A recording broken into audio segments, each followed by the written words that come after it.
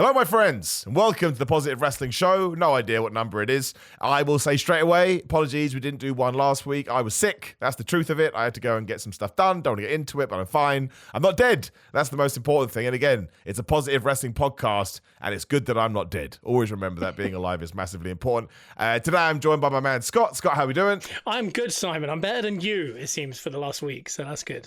And now I've got a cold as well. What a miserable person. But the cool thing about today is that, so I'm going to tell everyone, when you're listening to this right now, you're on your phone, find Simon J. Miller on TikTok, find Gunnars R Us, find TBA Wrestling. Make sure you add all of those. It'll probably come live from mine, but it just helps if you follow everybody. And we are now live streaming the podcast on TikTok. It's finally all there. You'll be able to watch along and ask questions and do all of that kind of stuff. So hopefully we can build a little bit of a community on there. And I'll be posting clips up as there as well. So hopefully that can draw people in. And also, if you are on a podcast app, 5 stars, comment. If you don't like it, don't write anything. That's the truth. I don't want that. So you just come tell me that directly on social media or something. So it's an interesting time in professional wrestling because we missed the busy period, which I'm not totally mad about. We've seen a lot of attempted murders in AEW, but amazingly, despite the naysayers, I mean, it's pretty much been confirmed today. We don't know details, but the new TV deal is imminent. It sounds like there's going to be a show called Shockwave that will be on a different network to WBD. Some people are speculating Fox, but now people are saying it's not going to be Fox. So that's going to be interesting. Look, me personally, do I want another AEW show or WWE show or Impact show or TN? No, I don't want any more wrestling shows, but I get it, man. What's it called? The wrestling business. And if somebody's going to pay you for it, I'm on YouTube way too much, but if somebody wants to pay me to do a show, you bet your ass I'm going to go do a show. That's just how the almighty dollar works. But it sounds like they're going to be around for at least 5 more years. And I'll get your take on this, Scott, actually, as a man of my generation.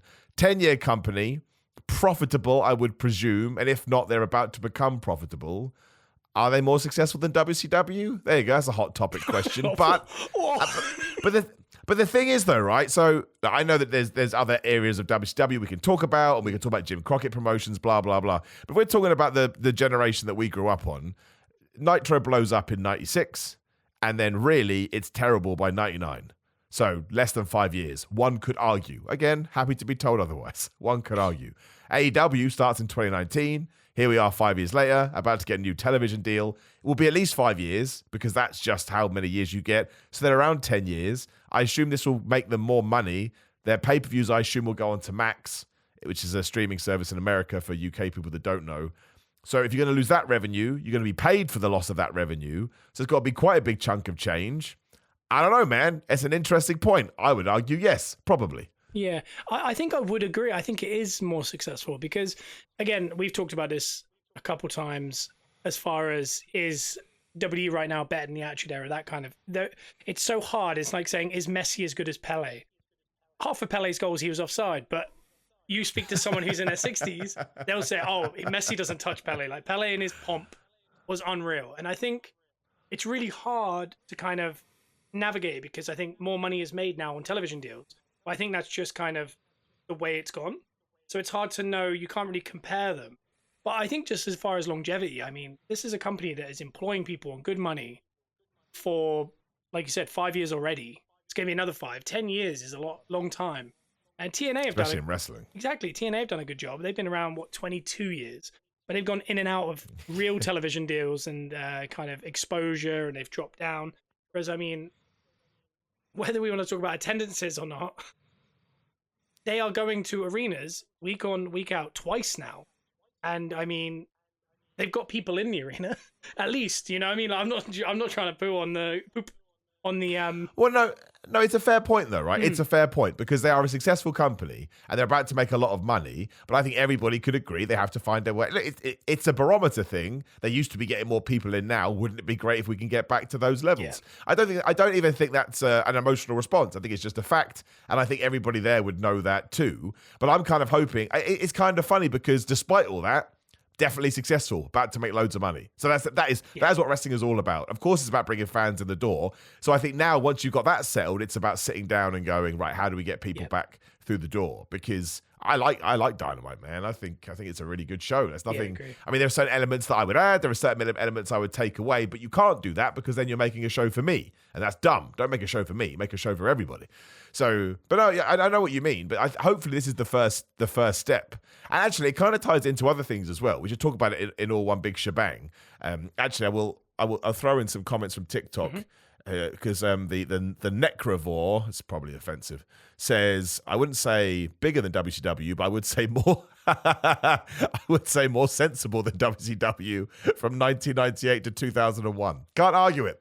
Great comment. Although that's also the best years of WCW, because it's terrible. It's so bad.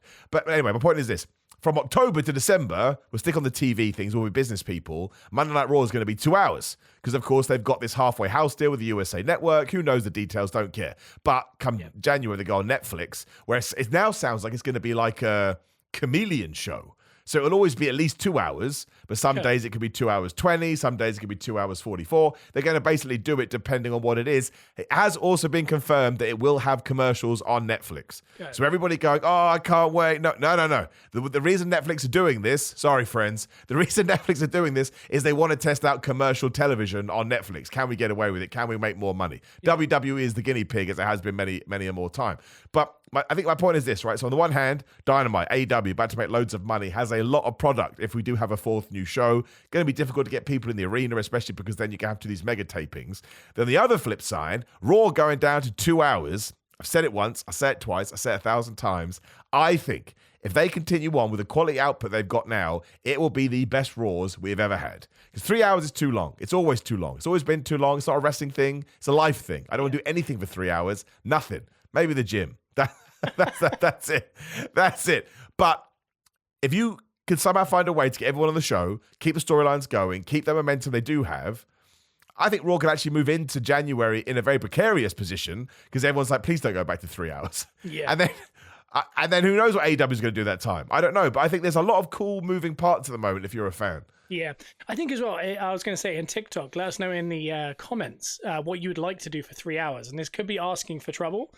And I saw 1875 say, good evening, chaps. He's a regular on a Gunners R Us, so I just want to say good evening to you.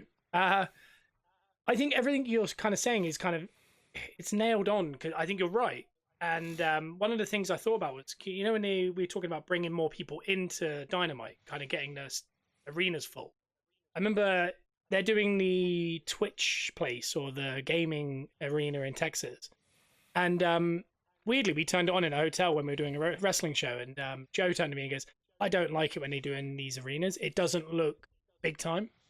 And I was like, do you think? I was like, yeah, but at least it's kind of sized correctly for what they've got. And he's like, I really liked it, yeah. Yeah, Joe was like, when I see Dynamite in an arena, we don't see if it's half empty. We just see, it's like WWE, build an arena. And I mean, WWE don't always fill arenas either. But it does make it step up a little bit. It makes it look kind of bigger than, let's say, TNA at the minute, which I think they're doing a great job at kind of filling the correct size stadiums, like rooms, arenas. So I think it's all trending correctly. The only thing I'd say is the different times for WWE is such an odd one, because I think I don't watch Game of Thrones. I mean, I see that the House of Dragon, there'll be some episodes that are 45 minutes and some are like an hour 40. And I'm like, do you know that's coming? And they're like, no. And I'm like, what if you're sitting down and being like, oh, I've got to go to bed. I'm up at 5. At least we've got an hour. And he turns like 3.5 hours. Like, what? I don't know if I can get on board with the changing of times. Well, I think it all depends on what Netflix want out of this deal. Yeah. Netflix will be in control of it. But my big thing is, I think 2 hour Raws are going to be brilliant. Yeah. 2 hours is the perfect running time for a show. And I know people are worried going, oh, how are we going to fit everybody on the show? Well, that's a WWE problem. I think they're more than capable of doing it. In terms of, I find it difficult. The AEW, I really liked it in that streaming arena. Again, I thought it suited the product of what they were trying to put out there, and it was cool. Ultimately, I just want people to go to the show. I don't really care. If you can get a cheap deal on a 20,000 seat arena, but only get 8 in there, that's cool. And even 3,000 is cool. But I get it. It starts to, you get those idiots on social media posting, oh, look how empty it is. This was going to say, this is kind of a new thing, isn't it? Because I think if you correlate it to football, I'm not trying to do that because of the TikTok I'm on, but people nowadays get very involved in the running of their club. And I'm saying this about, Dynamite and all this. People, the fans, the tribalism is like, oh, we filled out an arena. It's like, that's none of your business. All you have to watch is watch the show. Like, as a football fan, if our team spends 100 million, I'm not going to be like, I want to balance the books. I want to see a couple youth players, when you give minutes. We get too involved in something that isn't our business, nor do they take it into our consideration. So I think a lot of people kind of do that with wrestling, and they're like, I don't know, putting a syringe through someone's face, is that good for advertisers? Like, not your problem. If you didn't like it, don't watch it. If you did like it, what do you know what I mean? I don't know if we're maybe too involved in. We could be as a wrestler, like, because I want to see more shows in AEW, them signing more talent. There's more money to go around. More of the boys and girls get paid. I see that as a business that I'm in. But I mean, if tomorrow I hurt my back and I can't wrestle again, I just want to watch good product. So I don't really care. Do you know what I mean? There's no reason for me to be like, other than the fact that my friends, But if you're just a fan, always been a fan, really doesn't matter how many people are in the arena. All that matters is, do you like the matches? Do you like the stories? That is all that matters. The only other stat that matters in relation to that is the fact that we have a second mainstream American touring company that is somehow managing to make this work. That's amazing. That is incredible. And going back to the syringe thing, do you know the only other people that should care about that? I did a video about this. So I'm going to do it on here too. Parents. That's a parent's job, right? And I got two things I want to say about this. One, mum and dad got to know what's on the TV, right? That's been the same for 100 years, if not longer.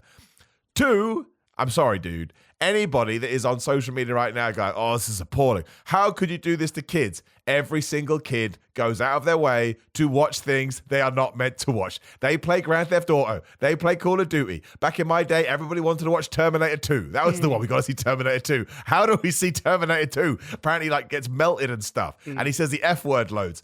I hate that. That's what annoys me. It's the disingenuity of it all. As if this is some, AEW are bringing down today's youth. Oh, come on. I'm sorry. If the depraved youth of today are on the internet, they probably don't care about Hangman Adam Page sticking a syringe in someone's mouth. They're probably watching porn. Let's just be completely honest. That is what kids are doing. I hate all of that. But it's not a wrestling argument, is it? It's not a wrestling argument. And what that's the snippet, by the way, from this podcast. If anyone's going to get to the dirt sheets, that's the snippet. But if anyone, it's just not real. It's not a real thing. It's not a real thing. And anyone saying, oh, they only put 3,000 people in an arena. I'd be that's my response to it. Are you kidding me? 3,000 people is loads. So, I agree with you, man. But I'm super excited about the end of the year because I think AEW will announce it probably in the next week. Yeah. And then I'm sure they want to, of course they want to increase the attendance. And obviously we have to see what a 2-hour Raw entails, which we haven't had in 11 years, whatever it is. It's all super exciting. And somebody said in the, where I get the comments now, Mason said, I remember when Raw went 3 hours, I was so excited. It took 3 weeks for that excitement to die. And he's right. I remember people like, oh, wow, an extra hour. That would be fun. But then you realize it's just laborious. I don't mind WWE doing it. And I actually think, I would say over the last 18 months, they've turned that into a very watchable 3-hour show. Yeah. But it's 3 hours. And three hours is just not optimum for professional wrestling. It just isn't. That's just the case. And also 3 hours is so different at 1 a.m. with no fast forward. Because I've watched Raw the next day for 20 years. And since the invention of Sky Plus or taping back in our generational day, it was staying up to press record for a 1 a.m. pay-per-view.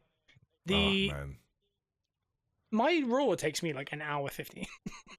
And I'm not saying because again, there's certain matches I can see exactly the plan, and you're like, don't need to see that middle bit. If I'm in a mood where I'm like, oh, whatever, I'm just chilling, I'll watch it. But I mean, in this country, who's really staying up till 1 to watch through the advert other than you? You are the one. I think they said the ratings of the people that actually watch it live in this country are just it's non-existent. Yeah, it's Monday night, man. It's mad. But no, I think the 3-hour Raw, I think it's going to be such a better show. I hope it doesn't get... I know SmackDown's been really good, generally, with the 2-hour format and kind of a quicker pace show. But sometimes it almost feels like, at the end of it, you go, I don't think if anything happened and it was 5 people I saw. I don't want Raw to become that because there's a lot of guys that... People like the Wyatt 6, Gable, Otis, that kind of mid-level area does such a good job. Braun Strowman and Bronson Reed, all of a sudden you're like, oh, they come on every other week and they do just a quick VT or an online thing. And again, I know that's the nature of the beast, but there's a lot of guys that I think have done really well with the 3 hours and kind of getting themselves to a certain level. I don't want them to kind of be punished, but again, it's not Simon. It's not my issue. I'm not going to lose sleep. I must admit. No, well, you won't unless you stay up to watch Raw. And then, yeah. I want to talk about SmackDown. I'll get there in a second, just because I don't want to move too far away from it. What was your overall opinions on All Out and people being stuck with syringes? I've made mine very clear. I loved it for what it was, but it's not my personal. Yeah. It's a bit. But I think it's meant to be a bit much for everyone. Yeah. I think that's what they were going for. I think, again, I'm going to sound like a hoity-toity idiot, but I've said this once already. I think that was the art. I think the art was we want people to feel horrified about this. Okay, what do we do? And I think that's genius in many ways. That's a really hard thing to pull off. I have two lines of thought, because I watched it. I thought the whole show was really good. I thought all of it was. When I finished it personally, without any kind of outside thought, I was just like, oh yeah, good, and I didn't really question it. The bag one made me very uncomfortable. Oh my gosh, the bag one.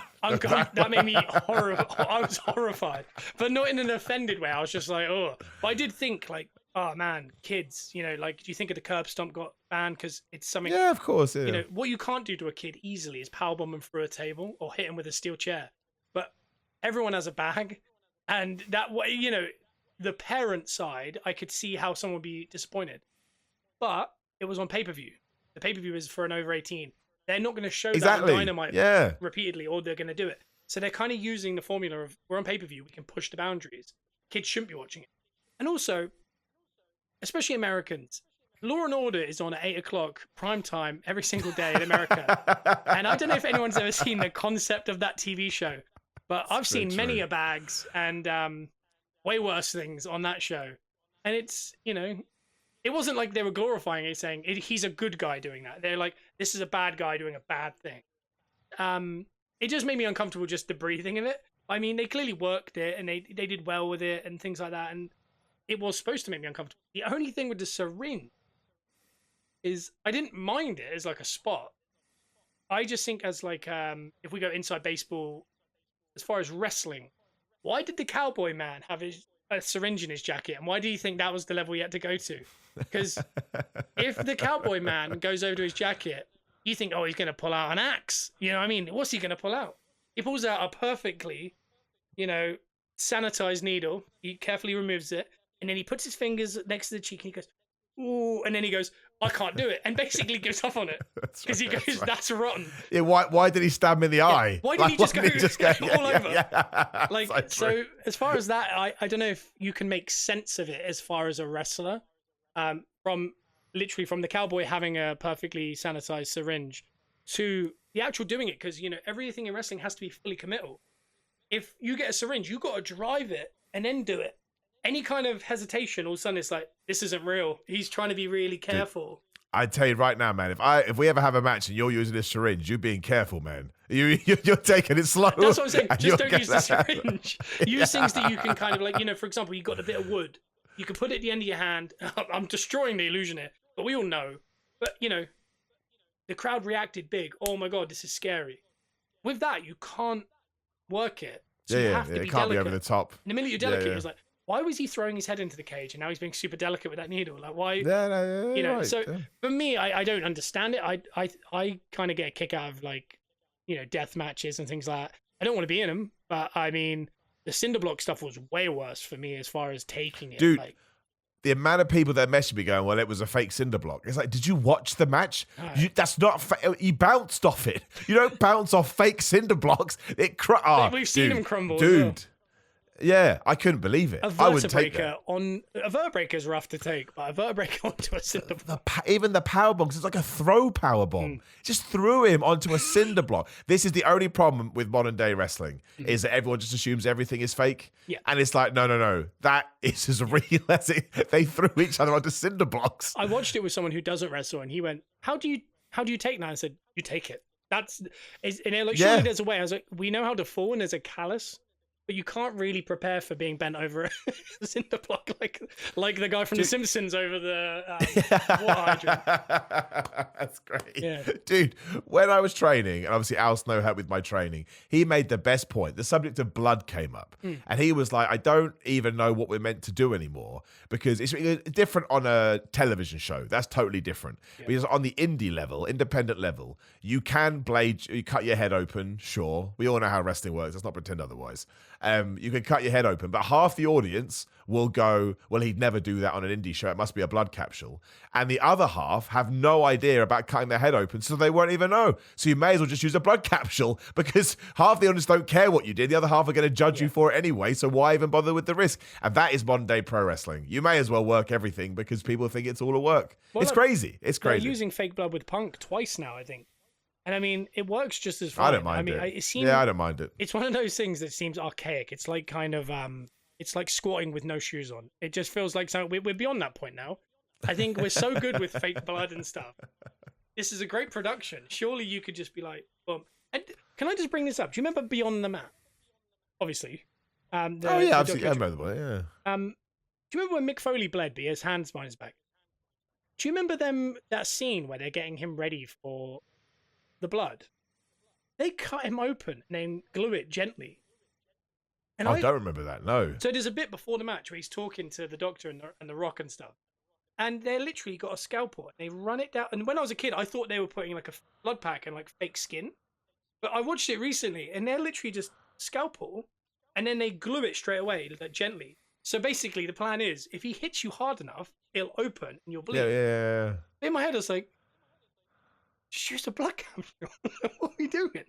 Like, he has all that hair. Like, you could have just poured blood on him, and then when he turns around, you're like, oh my god. Instead, there's scalpel. I don't know. Beyond the Mat's mad, but I mean, that just made me think of it. It's a mad movie. No, you're right. No, generally, overall, I really enjoyed the show. I think Swerve was great, yeah. Star. I think that match, I think their last one was better and more gruesome for me. And I think they kind of booked into a corner where they had to go one more. It's absolutely, like when you know, Drew and Punk were building to Hell in a Cell. They've not done anything crazy enough that they could still give us something. They had done everything and then went. Well, the death match was everything, wasn't it? Yeah. And they were like, do more. And they were like, a syringe? Like, that's where they kind of went. They drank blood.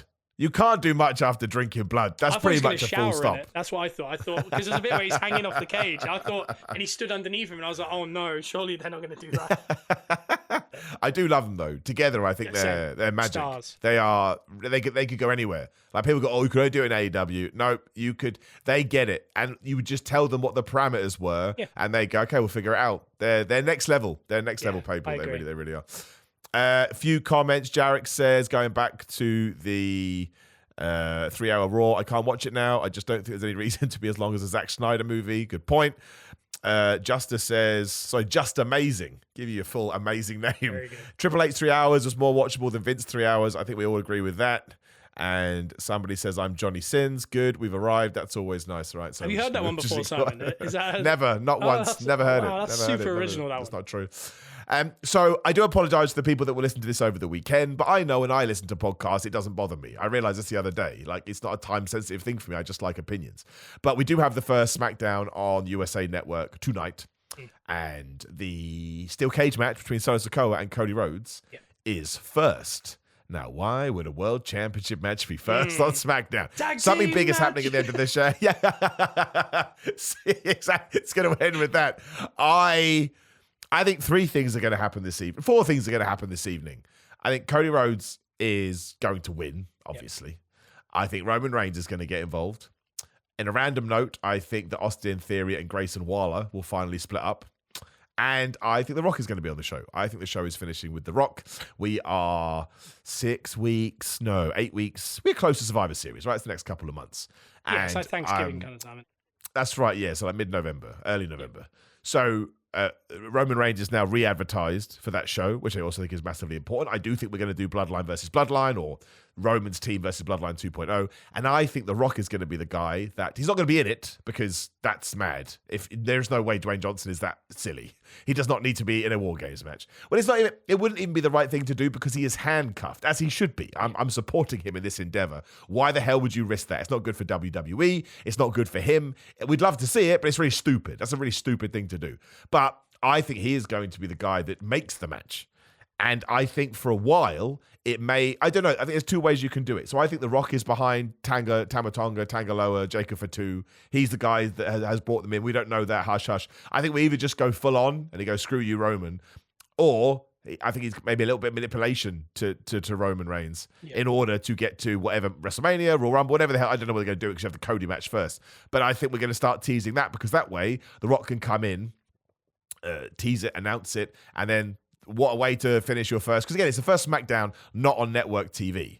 You're not on Fox, back on cable TV, which means their numbers are going to diminish. So you have to come out the gate hot so that when you do balance out, when you do find your normal, it's higher than it would be because you started off high. And I think, I mean, this, because honestly, I truly believe that they wanted to take it off Friday. It's all speculation. I don't know anything, but I truly believe they wanted to take it off Fridays because it's not a good night for TV. Yep. But with the TKO deal, there's much more money in Friday Night SmackDown, UFC Sunday, WWE pay-per-view Sunday, UFC Saturday. They're definitely going to start wanting to do that. So I just think you've got to go crazy with this show. You have to create so much noise after the fact. People are always back on USA. So I think we're going to get all of that. I think it's going to be like a pay-per-view level show tonight. I think you're going to get a lot of surprises. I don't know enough about cable and what's like free TV. Technically, USA, is this kind of like the equivalent of WWE moving from BT to ITV4? Other way around. So this would be the equivalent of, so the way it is now, so SmackDown has been on Sky, and now it's going to be, sorry, other way around. Sorry, I'm an idiot. Sky has been, I'm losing my mind. SmackDown has been on BBC, and now it's moving to Sky. It's the equivalent of that. So it's less accessible, yeah. Okay, gotcha. Yeah, you got to buy a package, yeah. Yeah, it is a tough one, but I do, it feels very much like the new model. I don't think they care crazy amount. Obviously, if it's massively diminished views and all this kind of stuff, they're obviously going to go hard, like you said, and they have to. But I do think that kind of new model is like, well, whatever happens, we're going to fill a stadium out in a month. And I feel like with the talk of like lower house shows, streamlining kind of the roster or the people that work backstage, it's almost like they're preparing for a sale that they're not preparing for, if that makes sense, to an extent. Although they do want to sell stock, I believe, or something. But it just feels like they're just trying to streamline it and go, we're running house shows and making this much money when we could keep everyone off the road, they're healthy, and then we do a stadium. And it does make sense, like less is more kind of thing. But so as far as like the SmackDown, I think they're just seeing it, like you said, as like a part of a package. They're lumping it in with UFC. So the only time they'll kind of perk their ears up is when the stadiums aren't full, UFC arenas aren't full, SmackDown arenas aren't full, and the views are down across those 3 nights. And I think until all 3 go, they won't bother. Like they're like, oh yeah, SmackDown gets nothing, but overall the weekend we get loads of views across the company. So it feels very, sounds weird, American. I don't know if that kind of makes any sense. It just feels like like an American business plan. But they just seem so less. And I don't know. Again, we talk about our generation, our age. Now they kind of put a lot of stock in. Like Braun Strowman gets 1 million hits every time his YouTube video goes up. So if he's doing that in an arena, but it's dark, but they put it on after, just on YouTube, why not? It's just equity in that one talent who gets good views. So does it matter now? Like, you know, when we grew up, it was like, oh, I want to be a traveling wrestler on SmackDown, do 5 nights on the road, SmackDown at the end of it, pay-per-view once a month. You know, I turn up to the hotel and I've got my tight polo on, I've got my little briefcase, and I want to be that guy. I want to be Test. I want to be Test is what I'm trying to say. I want to be Andrew Martin. But that's all kind of going and it's kind of changing. Like, for example, I remember when Seth Rollins didn't get SummerSlam a couple of years ago, and they were like, because we need you to be a big match at Clash at the Castle. And he's from a generation of ours where it's like SummerSlam. It seems like it's a stadium in a stadium, whatever. Like, it doesn't matter. And I think that kind of I don't know what the word is, kind of familiarity of those shows are meaning less because they're allowing them to mean less. Because you do 10 stadiums here, you're not doing one stadium. So. Well, I think the goal is all pay-per-views in arenas. I think that's what they want, and it makes perfect sense to me because we talked about it. This is my crappy maths, but essentially there's going to be about 30 house shows, live events next year, which is incredible. I mean, they could do more, I'm sure, but I think they mentioned they want to do about 200 dates, and then when you look at Raw, SmackDown, and NXT, that's like 168 dates because so you're left with 32 dates. So we'll just call it 30 to make it easier. Now, it's smart because their profit margin will go up because even though I can't stand this too. I'm going to shout to TikTok. They make profits on live events. I can't stand it. The discourse now is, they're getting, no, they just don't make a huge profit. So if we save the cost, then our ratios will be better. The people just make stuff up on the internet. Like you can look at, I looked at it. It's all public record. You can look at how much it costs them to run. They're doing really well. You just have to accept it. Think how hard it is as well to run that show. Like, imagine sorting out like every talent there, every backstage. Being backstage at AEW, there's 2,000 people that are employed to be there, and they're all there for a specific reason. Just seeing the amount of like, luggage boxes that have like lightings, there's thousands of them. Like, and every person knows where they go, and they got to take them. They've taken them across the country to a different place, and you're just like, this is so much for this much profit when you could just not do it and then do a bigger stadium. Like, it just makes sense. Yeah, but that's the thing. But the other thing, it makes all the other events more exclusive. It just does. Because the less there is, the more exclusive they are, ticket prices can go up. Like Survivor Series tickets went on sale, apparently. They are crazy money. It doesn't surprise me because Bash at Berlin was crazy and Clash was crazy. They're just crazy numbers. And as I always say, it's only too expensive if people don't buy them. WWE keeps selling out, so of course, why would they lower the ticket prices? Don't get me wrong, as a fan, of course, it goes for all entertainment. I want all ticket prices to come down. But if you do a 15,000 place and you sell 15,000 tickets at $300, you don't go back in next time at $250. You wouldn't become what WWE has become, right? Worth is a very personal thing. We have to vote with our wallets if we think it's too much. And take the Oasis stuff over here recently. I would never pay that much money. It's way too much. Yeah. I think that's why they're getting rid of them too, because then Raw and SmackDown can become a hotter ticket. Because let's say, I don't know, Louis, Kentucky. Is that a place? Maybe I'm going to say St. Louis. Of course it is St. Louis, right? So let's say that they're only going there for a Raw and a SmackDown, and they're not coming back for a house show, but I've got to go. I've got to pay the money for the Raws and the SmackDowns. And you'd have to argue in theory, or I'm sure what their business practice is, then all of a sudden we go from 10,000 from Raw and SmackDown to 15, then maybe 20. And if then we're doing 20,000 for Raw, well now, even if it is Clash of the Castle or Bad Blood, we're doing 30, we're doing 40, WrestleMania, and then all of a sudden that's got to be the plan. And I find it so fascinating because you're right, the whole business is different. CM Punk mentioned it in an interview the other day. There's an app where you can ask for time off. Imagine asking for time off in 1999. Fired. You're out the door, which is terrible. It's a terrible, bad business. With a broken neck, he was worried about taking time off. The worst roll-up ever. The worst roll-up ever. So I find it interesting because, again, you have two companies that are going to be operating in very different ways, have their own problems, have their own strengths, their own weaknesses. But wrestling as we know it is going through the biggest generational shift that we've seen in ages, because it's no longer going to be a bust your ass, not paying your, you know what I mean? Paying your dues in that kind of a way. It's going to be very much a television entity, which, again, we've talked about it. Again, the cons are, if you're a brand new wrestler, it's probably going to be harder to get the exact experience but you want, but that's why they've built up the NXT system. Yeah. It's a different kind of experience, and you can argue that. You really can argue that. It depends. Yeah. Because the good thing is, you're going to be more protected, massively important. The bad thing is, you're not going to get as many, it's all gone bad. What do I do? Well, you better figure it out. And that is how you become a really good wrestler, right? Being in the mire and being like, I don't know what to do. But I think ultimately, it's more humane, and I think that actually is. I prefer it from a fan point of view, because these are people doing it, and I don't want people to be run into the ground. As well as I think the more you know as well, when you go to like when I used to wait up for a pay-per-view with John Cena and Randy Orton in a Hell in a Cell, I as a kid would go, they're not going to do anything hard, are they? Like, because they got to do a house show tomorrow night, and they're probably doing the same match, and neither of them want to get hurt. So you'd want like a Jeff Hardy or nowadays like a Darby Allin in there, because you might do something I don't expect. Whereas if they're wrestling, some of these guys are going to wrestle 30 times next year. And that's less than what we will probably. So when you think of it that way, it's like if I was wrestling 25 times next year and 3 of them were in a stadium, I'm landing on every cinder block and I've got syringes hanging out my neck. I'm doing everything because you can, like, you see the way Sheamus wrestles now. It's so physical, similar to yeah, you're right. Yeah.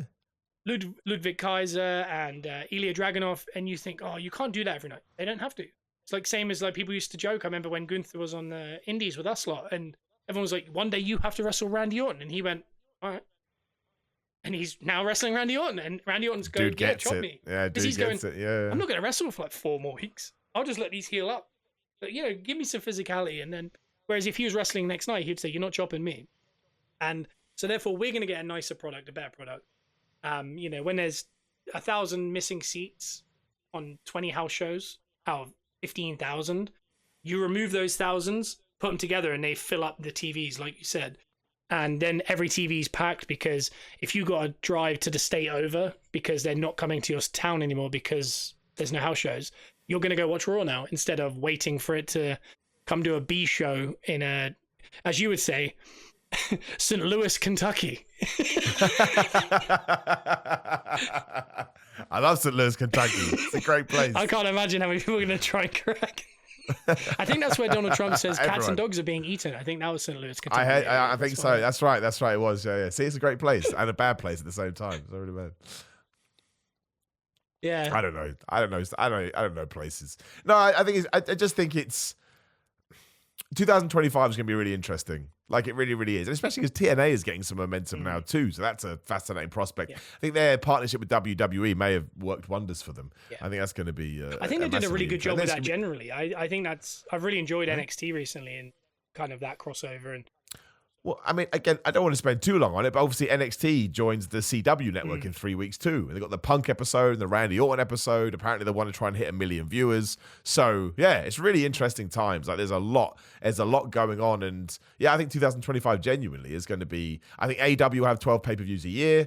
I think, again, a lot of the 30 dates that WWE has will be over here and in Europe. And again, usually when they come over here, they do 5 shows. So now we're down to 25. So it's like, it's just... They do that twice. It's just super duper. They do that twice a year as well. I know, right? But that makes more sense, right? Because we're more starved than America are because they're going round and round. And I think it's going to prolong people's careers. And that's the cool thing in the world. Like, again, you've got Damian Priest, you've got an LA Knight, an Oscar, all post 40 and still kicking ass. And I think, preventing them from going, we don't want them to go away. I want them to be around for as long as they humanly can. So yeah, it's just surprising to me that it's all sort of, as all these things do, it's all coming at once, and it will all, but maybe that's the intended plan, I don't know, so that no one is talking too much about anybody else. But it's exciting. I think it's exciting. You mentioned Bad Blood 2. We know the main event is CM Punk and Drew McIntyre in Hell in a Cell. I think this feud is so good because I don't know who's going to win. I have no idea who's going to win. I assume it's going to be CM Punk just because he's mentioned Gunther. So surely you can't have Drew win. But Drew losing, I don't know what you do with Drew.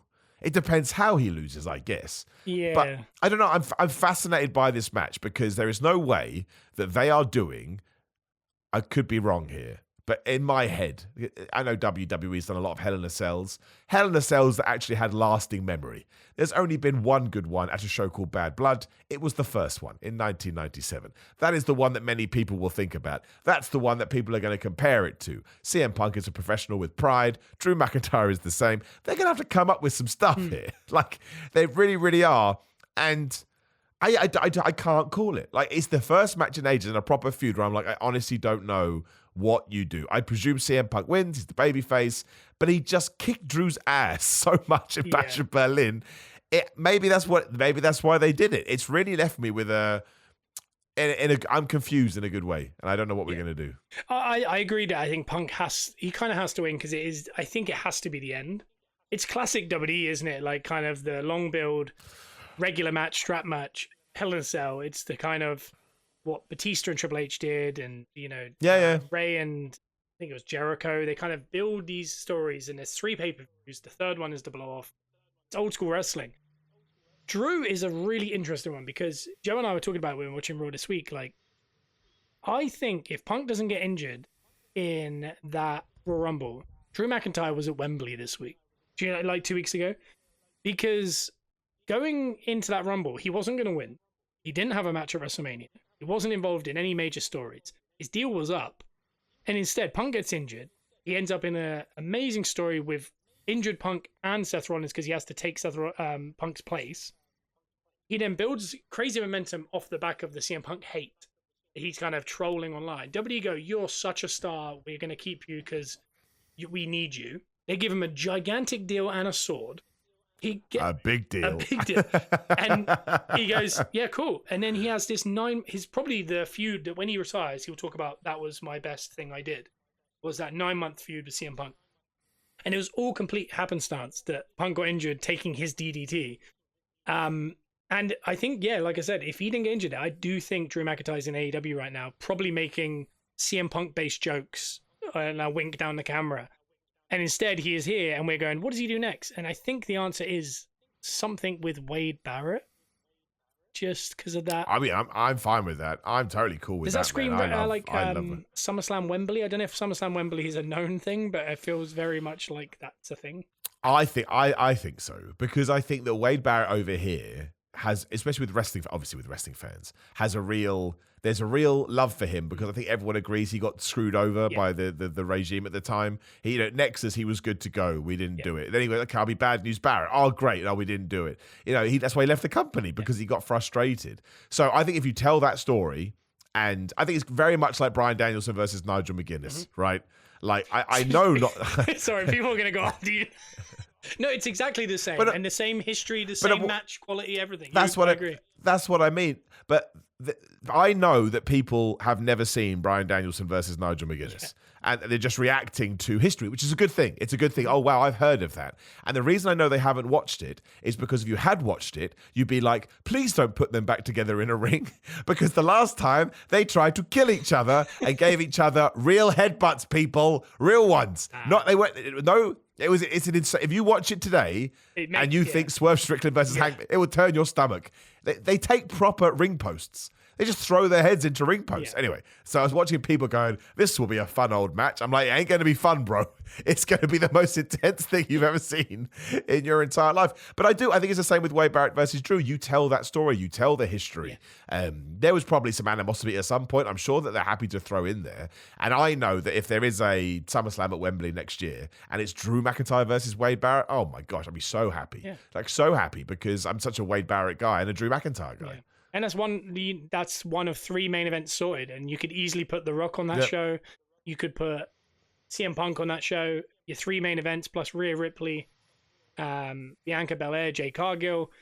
And I mean, you got one of the all-timer shows. And I mean, this is just out of left field, like this Wade Barrett versus Drew McIntyre match. But I mean, again, like I said, I think that's going somewhere maybe in 9 months' time. I think Drew will have to kind of make his way back that way, which tells me he might end up in a story with either Pete or Sheamus or Ilya or someone along those lines. Not necessarily once you come off a 9-month, he's put everything into this story. He almost needs just a series of matches, and he doesn't have to get overly involved. Still looks strong, but I mean, him versus Ilya, we haven't seen that. Unreal. There's some really good matches there. And work his way back, because I can imagine Sheamus playing the kind of between man of Wade Barrett and Drew and prolonging it. Maybe Barrett appears in the Rumble, comes back, does something. But I think that's where Drew's going next. And I mean, if last January you said to him, in the next 18 months, you have a 9-month storyline with CM Punk that goes into Wade Barrett at Wembley, I think he'd be like, I'm very happy I signed. Yeah, this sounds very good. Well, I think it's funny you said that. I think that's one of the reasons why he was so loud on social media, because if mentally you have made up, just leave. You don't care anymore. Yeah. Because you're like, well, I've decided to leave. So I'll troll and I'll have fun. Who cares? You know what I mean? Like, here's my random prediction too. CM Punk will win at Bad Blood, and Drew McIntyre's next feud will be with the Wyatt Six. There you go. Ooh. That's my random. That's my random prediction. You'll see. You'll see. Before we carry on with Bad Blood, what's your feeling on Wyatt Six at this point? Just a general 30-second elevator pitch. If you're happy with it, if you're unhappy. I think they are being. I say this as respectfully as I can. I think this is the way that if the old regime had understood Bray Wyatt more, this is the perfect way to use that act, because They come across like stars. They have the coolest entrance in the business. They have aura, live show charisma, to use the words. But because they are presented only on television at the moment, it acts as this wonderful reason to watch the show. And all the spooky wooky stuff is all mind games. And then when the bell rings, we're just going to kick some ass. I think it's great. I really do. And I think that street fight they had on Raw was perfect. I really do. Good. I wouldn't have changed anything. Yeah. So I think they've got it on the nose. I really do. I think I think it's so much fun. And I think it's helped Nikki Cross, I looked it up. I had to do a video on it. Before all this, the last time we saw her was November 2023 in a Battle Royal. She was going nowhere, which is ridiculous because Nikki Cross is great. So, yeah, no, I'm a huge fan of it. And, I think it's massively important that their next feud is similar to this. They have to have a reason, they have to be dominant, but they also have to feel vulnerable. And I think we've got all of that into what they've done so far. I actually think I enjoy it more than I thought I was going to enjoy it. Yeah. I didn't really, I knew I was going to like it, but I think it's been done so well. Yeah. I agree. I'm a big fan. I loved Bray Wyatt. I don't know I don't know if this makes any sense. I think it's everything they almost wanted Bray Wyatt to be. And Bray Wyatt was someone who was so creative. I think he became a problem for them and for himself because I think he just couldn't, he couldn't get across exactly what he wanted. Whereas I think Bo is a wrestler and he's doing his brother's legacy. So he's doing it as a wrestler. So their big issue with Bray was, the Fiend's amazing, but he can't sell and he has to just beat people up and it's very scary 30 seconds. And they're like, he's like, yeah. And they're like, how do I put that on a house show? And I know, ironically, there's no house shows. But what they wanted was, once all the spooky stuff's done, could you just wrestle a match? And that's what they do. They take the masks off.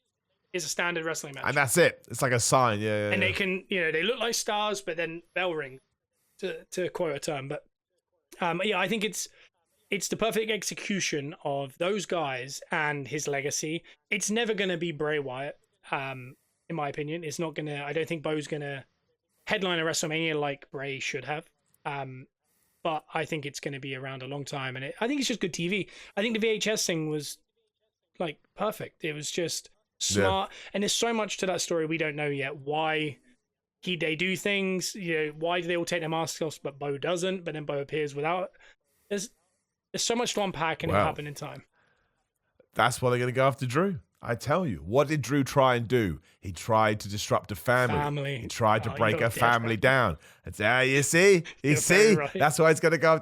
That's why he's going to go after Drew. I predicted this. Everyone laughed at me, but I made sure I said it enough that I can be smug. If on the off chance that it happens. And that's why they can go after, I mean, it probably won't happen now. I hope it does. But when Damage Control are back together, they should go after Dakota Kai. She broke up the Damage Control family. Bailey got kicked out of that same kind of a stuff. And there was somebody else that I had.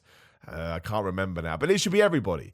Because I tell you why I like that idea too. Because what is WWE's favourite storyline? Oh, we'll put two people together to break them up. And it gets a bit laborious. But if all of a sudden you've got a Batman who is looking over these things, then it becomes really interesting. It's like, oh, wait, those two broke up. So I'm hoping that when Jade Cargill and Bianca Belair broke up, they store that in their pocket too. Let them do the feud, and then when, we're at an impasse here, Nikki Cross is here. She's like, I saw what you did, Jade, and now I'm coming after your title. Let's say she's the champion. That would rule. Yeah. Nikki Cross doesn't have to beat Jade Cargill for the championship. Just the story alone. You turned your back on your friend, your family. We don't do that. We don't tolerate, and now I'm coming out. I think that'd be awesome. Yeah. And I think there should be a group that wants to break up, and they don't, because they're scared the White Six is going to kick their ass. I think that'd be so good. I would love that. But that's why I think Drew is, because Drew can beat everybody in that group other than Bo. So maybe just don't do the Bo match. I don't know. Maybe Drew starts a stable. I have no idea. I have no idea what he does. Yeah, it is. Maybe that's how they start the Wade stuff. Wade tries to help. Is an issue. I don't know. Yeah. But no, I think you're spot on. You're actually spot on with that. So. I don't mind it. Yeah, I don't mind it at all. I do think we need to get those bracelets though that WWE are selling now.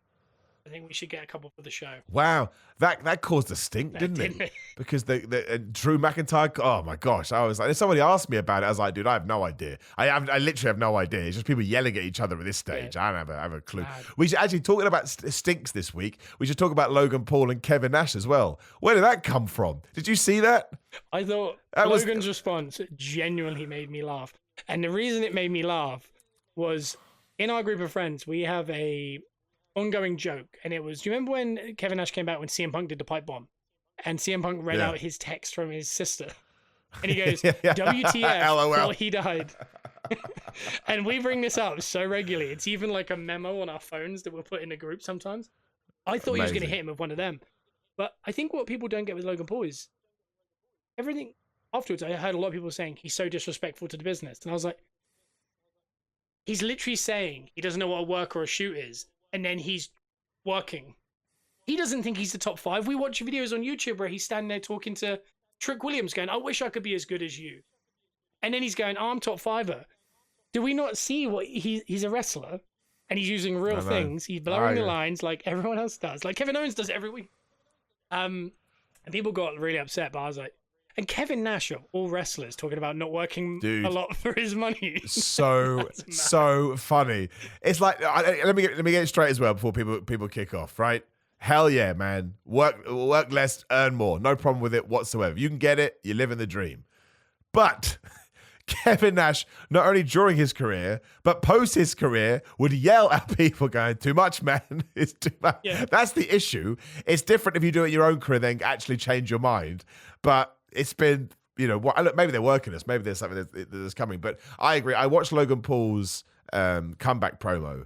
And I was like, this is why he's so... Look, forget about all the stuff he does in his personal life. I get it. I really, really do. He's a controversial figure. But in terms of cutting a heel promo, it's perfect. It annoyed me. And I was like, I know what he's doing. Yeah. It was good. That's what I said. After it finished, Joe, I showed Joe and he goes, very good promo. And I was like... Very good, right? Perfect. Yeah, and it's a nice blur in the lines. I think it's smart. I thought it was really, really good. And also, like... I don't get mad at Logan Paul for earning, let's say it's true, $5 million a year and not working. That it doesn't bother me. It just doesn't. Like, it really, really doesn't. If I was in the company, maybe it would do. But even then, I'd be like, but he's not even operating on our budget. Do you know what I mean? The money will be coming from a different pot because he's an endorser. He's a PR. He's a PR. That's what it is. He is a walking PR stand. We want people to watch it. People listen to Logan Paul. So I just think you have to accept it. And look, at least when he does have a match, he puts it in, right? I'd much rather that than somebody that phones it in, which is not the case. But also, we always have to say, because people go crazy, yes, I understand the things he does in his personal life are not cool. I'm aware of that. But if we're going to talk about everybody's personal life, then we're not going to talk about anybody. Like, that's the problem. We have to go through everyone. I was going to say, if you get too close to wrestling, you find out too much about your favorites. And you won't watch it, and I'll just say that. I know.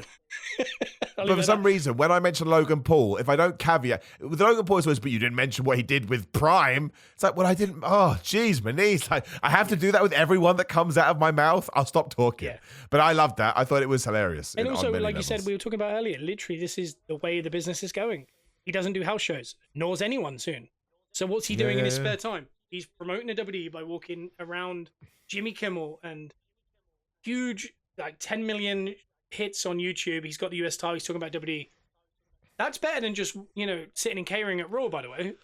Just because that makes you one of the boys because you were at Raw. He's also doing a lot more. That's like The Rock said. Cena had a problem with The Rock. And then he got older and went, I was wrong. Because he's doing way more by being out there talking about it than me just sat backstage going, I want to be more champion Reigns than Ric Flair. It's like, what are you trying to prove? Like, that's not helping the company, So, you could break it down into a million pieces. But I tell you what else I found weird, because obviously this all started with the Hulk Hogan appearance on his podcast.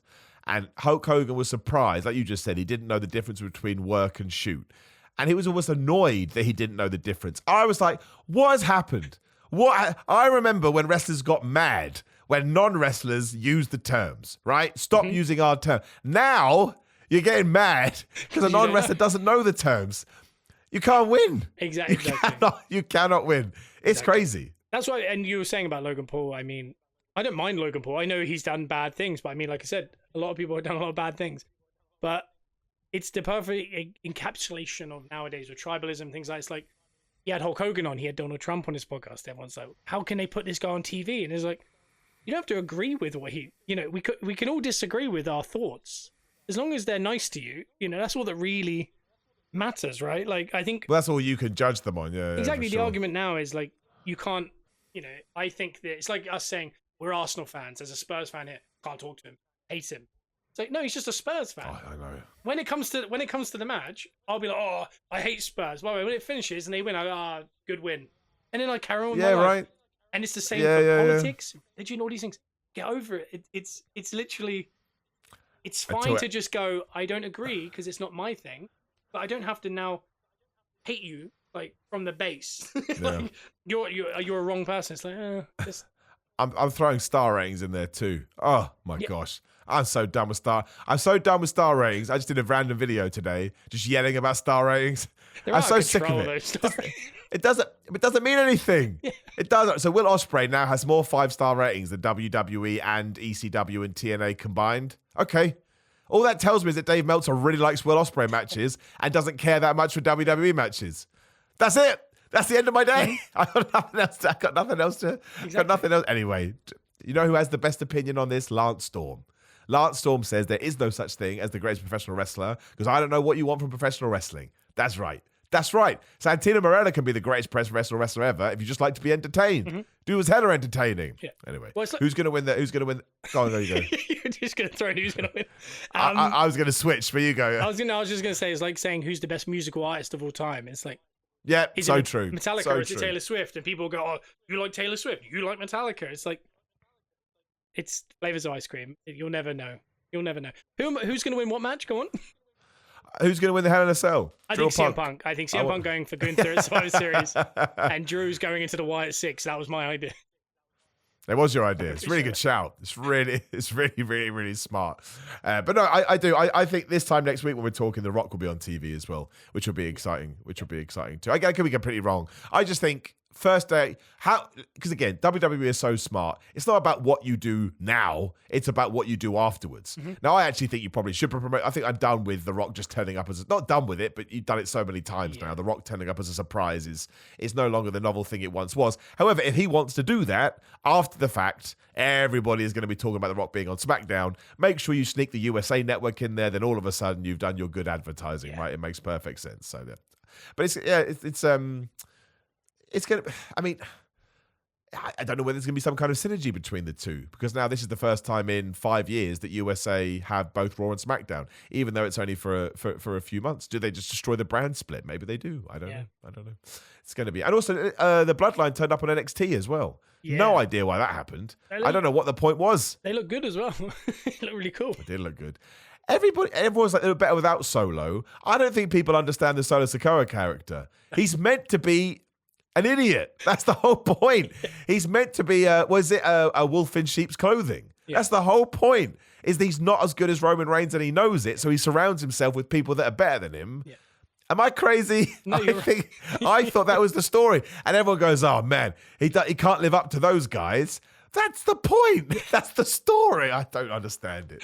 It drives me nuts. Yeah. But it's just true. I feel like I've misunderstood it because nobody talks about it. No, it's definitely that to me right. was the most. Well, because they haven't even portrayed him as anything other than that. I mean, when was the last time he won a match on SmackDown? He doesn't wrestle. Never. He gets everybody else to do his dirty work for him, and then he steals pins. He does. He loses. He wrestles and he loses. I know. I just, man, I find it so confusing. And it's interesting because he is a top guy, but there's no way he's going to win later. Yeah. Apologies to the weekend people that already know this. That's a very interesting situation to be in because I get it. You booked it because you've shifted TV channels, but you can't just have Cody win 1, 2, 3. Yeah. So there has to be something else going on. What is that? Does Roman come out? Does he not come out? I kind of want Roman to interfere because then Cody can start getting mad at Roman. Yeah. Cody can start being like, can you stop this dude? That's the second time you've done it now, and you're giving this guy illusions of grandeur because he thinks he can beat me because you keep interfering. Yeah. Somebody pitched WrestleMania 42, Cody versus Roman, but we switched it and Cody is a heel and Roman's a babyface. Wow. I was like, I'm in, man. Yeah, I'll take it. Yeah, I think it'd be great. I think you're right. I think Roman helps. Cody's annoyed, but then they love putting people that are not getting on together in a team. So those two plus Jimmy and Jay, and they go against Solo and the Bloodline with The Rock in a cage above or something like that. But for the weekend listeners as well, now Solo Sikoa has won the world title in the steel cage. What do we do with him next? That's the question. Just want to cover all bases. Great question. Something I do want to raise. I mean, so I was going to say, if we're jumping, is Rhea and Damian. The stuff they're doing with Judgment Day, the way Judgment Day have kind of turned into a newer thing. I love it. I think the way they're pushing Finn as a star again, it feels fresh. They've changed their color scheme. The little huddle, like a sports huddle they did. I thought that was like, yeah. It's one of those things where I looked at it and went, why has someone not done that already? Like, it just seems like the most clear thing. And it's clearly a Finn football thing. Where he's gone, why do we not huddle? For sure. And there's something about it, and the camera went around, and I was like, that's really cool. Like, I don't know why, but I was like, that's good. Oh, yeah. And I'm like, God, Rhea Ripley is such a star. It's just... Oh, man. It's mad. They've got so many good stars. Like, they could headline Rhea on a show, and it would sell out. And there's probably 6 other people that they could do that with. It's just mad. Well, Damien's another one. They've done it. Damien versus Jay for Backlash, right? That was the main event, I believe. I think I'm right in saying that. Yeah. And everyone's like, I don't know about Damien's champ, but now everyone's like, I love Damien. It's the classic thing, right? You always have to go through the testing blanket on your first run, right? And then all of a sudden people are like, oh, yeah, no, I got it. And the pure I agree. something collective. Pure Fusion Collective. But this week, did it say PEC on the... It looked like it said PEC. Oh, did it? Oh, I missed that. Oh, I missed it. But I don't know what they've changed the middle bit to.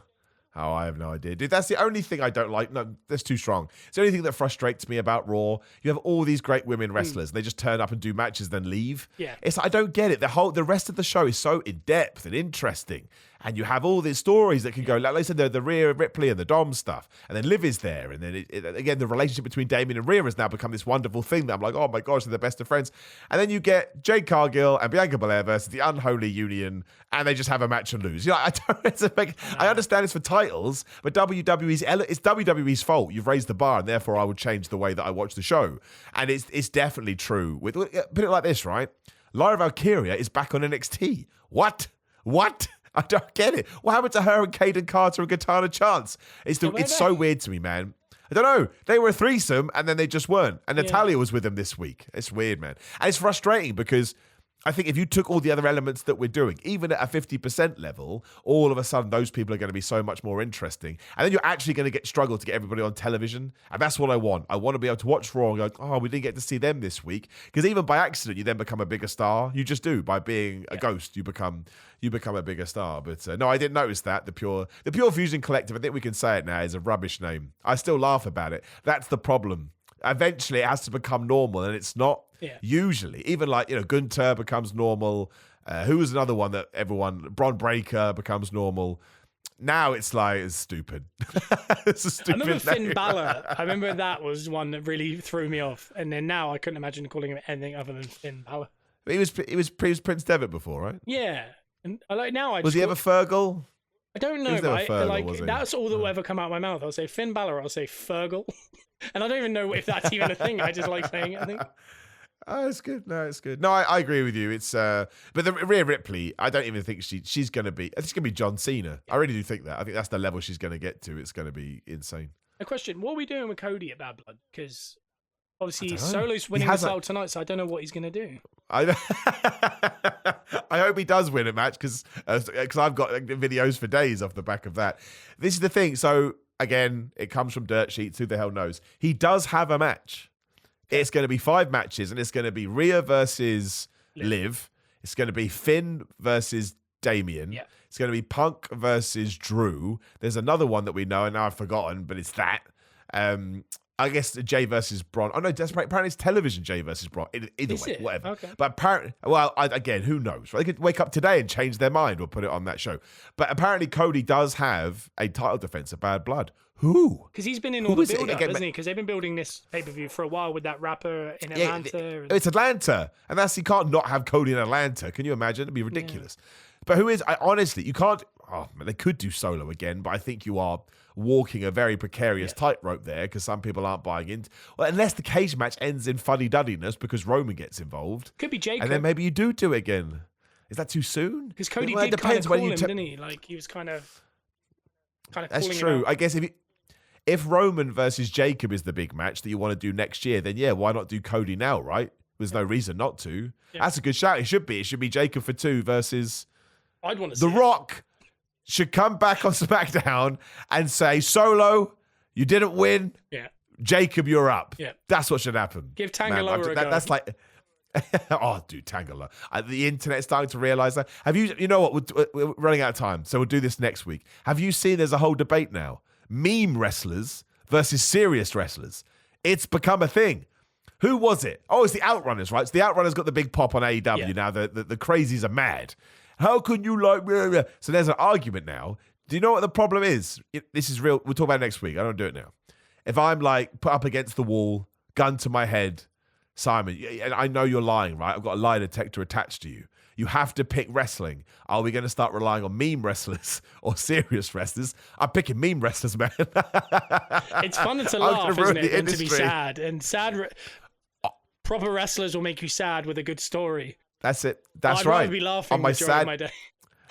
On my saddest day, I want the Outrunners. I want funny Kevin Owens. He could be a meme wrestler. Yeah. He has meme wrestler tendency. He gets it. He tapped into the funny stuff. That's what I want. So I'm in trouble, basically, is what I want to point out. No, I like it. But you've got a week to think about it, and next week you got to make a decision too. All right, done. There we go. Cool. And we'll get it from TikTok as well. It actually worked the whole time. I did have to move a jigsaw piece back into. Yes, that's after an hour, I believe, because that always throws me off. That's right. Yeah.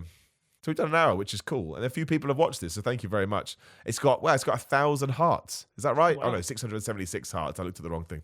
And it was... So I was going to say, it says 49 of 90. I don't even know what that means. Yeah, dude, honestly, the number was 1,000, then it just changed. I don't get it. It just changed again. I don't understand what that number is. So...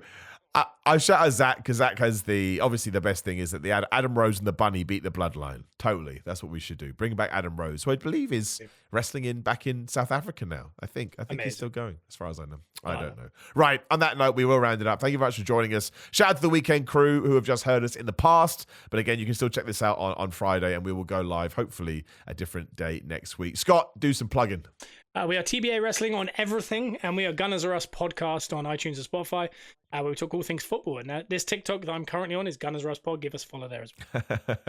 Yeah, do it. Yeah, so follow everybody on TikTok, because that way, depending on what account we have to use. So yeah, it's Brothers TBA, Simon J. Miller, and Gunners Are Us. Otherwise, for me, it's just Simon316 everywhere. Make sure you follow me on YouTube too, Simon Miller. And there is a YouTube channel for these shows. Search for Simon Miller Wrestling Show on YouTube, and you will find the YouTube channel. I cannot put it on my YouTube at the moment just for nonsense, but we'll get back to that eventually. So if you follow all of these things, you can join in live, and you can join in whenever you want, obviously, and you are the podcast apps. Give us 5 stars, leave us a review, do all of that stuff, and be positive about wrestling. That's the main thing. And if you are going to be negative, make it funny, and then it's okay, because you're still being positive, because you're putting laughter back into the world. So we appreciate you.